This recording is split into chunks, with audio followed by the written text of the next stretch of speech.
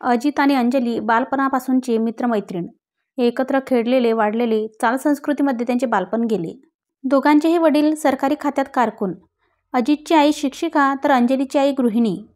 चाळ म्हणजे एक कुटुंबच. मुंबईत मध्यमवर्गीय चाळीत राहत असत. आजच्यासारखे फ्लॅट संस्कृतीप्रमाणे बंद दरवाजे नव्हती. घराची, मनाची, हृदयाची दारे उघडी असायची माणसांची. सणवार सर्वजण एकत्र साजरे करायचे. सणवारासाठी खर्च करण्यासाठी जास्त पैसा पण आनंद समाधान मात्र पुरेपूर असायचं. मध्यमवर्गीय कुटुंबाचे जीवन एक साचेबंद असायचे. ठरलेल्या चाकोरीतून जात असे. पगाराच्या आधीचे 10 दिवस, मधले 10 दिवस आणि शेवटचे 10 दिवस यांचाही ताळेबंद हिशोब असायचा. अंजली अजितपेक्षा 2 वर्षांनी लहान होती, पण दोघांची गट्टी पाहून सर्वांना नवल वाटायचे. शाळेत येण्या-जाण्यापासून ते अभ्यास करायला, खेळायलाही एकमेकांशिवाय करमायचे नाही त्यांना. असेच दिवस चालले होते. बालपण सरले आणि दोघेही प्रौढ झाले आता. गट्टी मात्र कायम तशीच.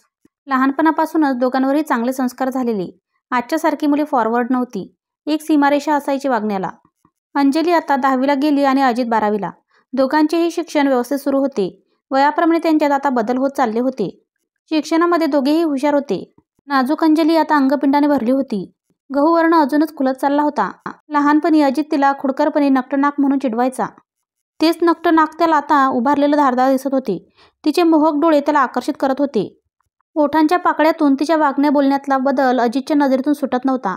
अजितपासून एक लक्ष्मण रेषा आखलेल्या मर्यादेत ती राहत होती. तिच्या या वागण्याचं अजितला कुतूहल, आश्चर्य वाटतच होतं. पण आधीपेक्षा तिचा सहवास आता जास्त हवा असे त्याला वाटत होते आणि ती त्याला टाळत होती. उंचपुरा धिप्पाळ अजित ही सर्वांचे लक्ष वेधून घेत होता. जेवढं ती त्याला टाळत होती तेवढंच तिला त्याच्याशिवाय राहणं कठीण जात होतं. पण हे ती ठरवून वागत होती. स्वतःला तिने मर्यादा घालून घेतल्या होत्या आणि याचा त्रास अजितला होत होता. अजित तिची आतुरतेने वाट बघत असे, पण अंजली स्वतःचा कोंडमारा करून घेत होती. एके दिवशी दोघे बाजारात जात होते. चालताना अजितने सहज विषय काढला. हल्ली तुझ्या वागण्यात बदल झाला आहे अंजू. अजित सहज बोलून गेला. म्हणजे? अंजली म्हणाली. तू मला पूर्वीसारखे वाटत नाहीस. मला तू पूर्वीपेक्षा जास्त आवडायला लागली आहेस आणि तू माझ्याशी बोलणं पण टाळते. अंजलीच्या काळजाचा ठोका चुकला. नाही रे, असं काही नाही, अंजली म्हणाली. मध्यमवर्गीय मुलींना एक चकोरी सोडून वागायची हिंमत होत नव्हती त्यावेळी. संस्काराचा पगडा होता. अजित विचारत असलेल्या प्रश्नांची उत्तरे द्यायला टाळाटाळ करत होती अंजली. अजितही संस्कारित असल्याने वावगेपणा नव्हता त्याच्या बोलण्यात. मुलांचंही तेच असे. त्यांचं डेअरिंग एक ठराविक मर्यादेपर्यंतच. घरी परतताना अजित शेवटी धाडस करून बोललाच. अंजू, तुझ्याशिवाय नाही राहू शकत मी. I love you. अंजलीची धडधड वाढली. तिचं चालण्याचा स्पीड पण वाढला.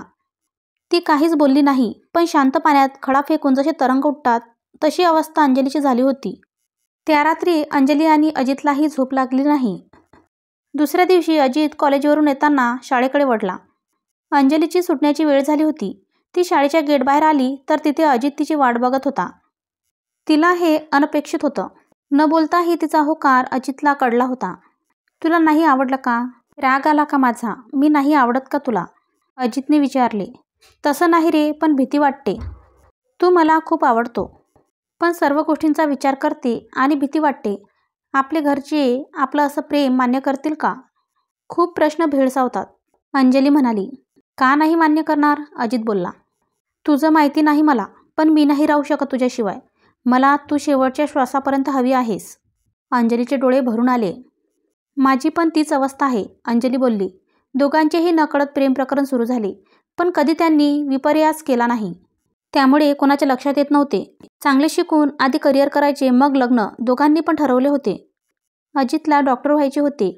अंजलीला पण डॉक्टर व्हायचे होते, पण आपल्याला झेपेल की नाही याची तिला शंका वाटत होती. तिने तसे बोलून दाखवले अजितला. का नाही होणार? तू नक्की करशील, मी आहे सोबत. अजितने तिला हिंमत दिली. पण नंतर मला स्थळे येऊ लागतील तेव्हा? अंजली बोलली.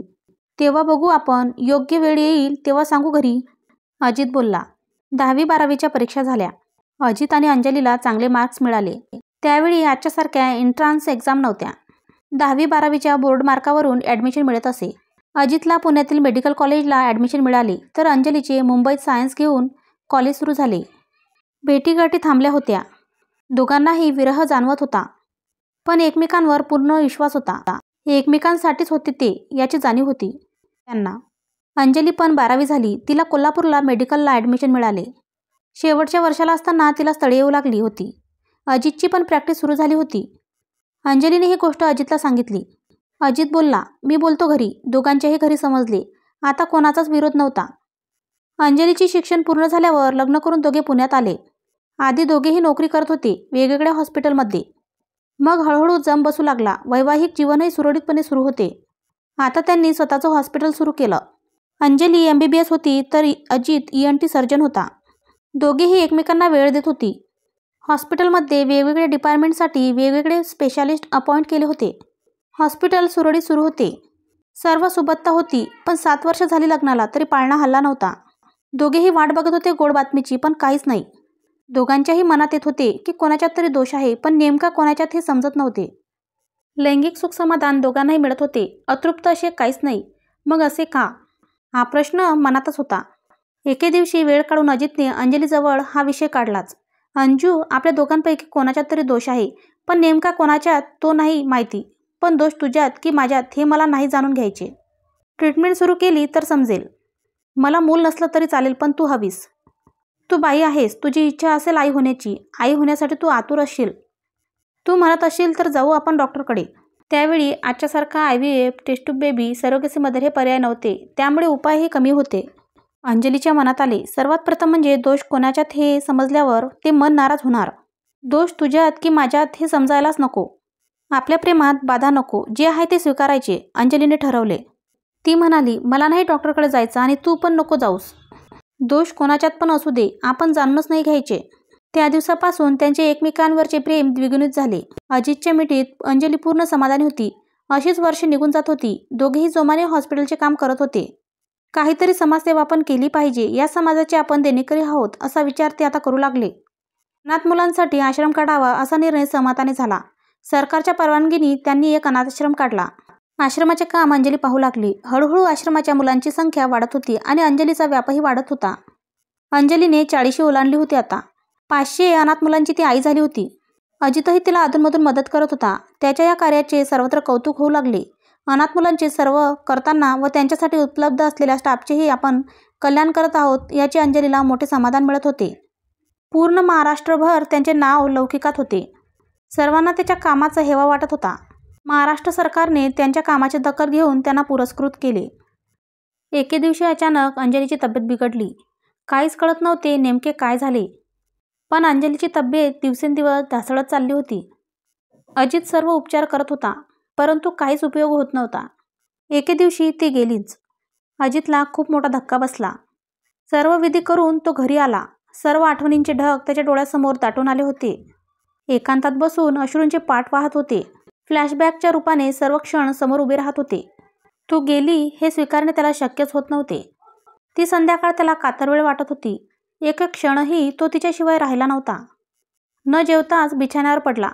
मानसिक थकव्याने त्याला मध्यरात्री केव्हा तरी झोप लागली, ती कायमचीच.